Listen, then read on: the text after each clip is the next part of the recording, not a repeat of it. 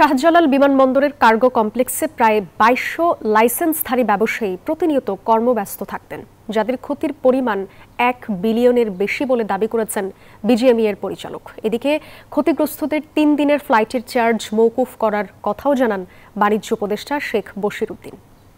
যাতে ইন্স্যুরেন্স দিয়ে যতটুকু সম্ভব কভার করা যায়, কিন্তু যাদের ইন্স্যুরেন্স ছিল না সেটা কি হবে?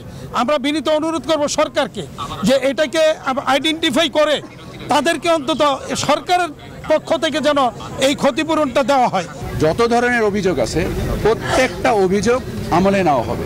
আমরা এখনই একটা ক্যাটালগিং কমিটি করে দেওয়া হয়েছে, যারা এই আগুনের পূর্ববর্তী এবং বর্তমান অবস্থায় পুরো ঘটনার ক্যাটালগিং করবে। আপনার এই ক্যাটালগ দিয়ে আমরা তারপরে অংশীজনের সাথে আলোচনা করে গোয়েন্দা সংস্থা থেকে শুরু করে তদন্ত সংস্থার সকলকে একত্রে নিয়ে আমরা এখান থেকে এর রহস্য উদ্ঘাটন করার চেষ্টা করব।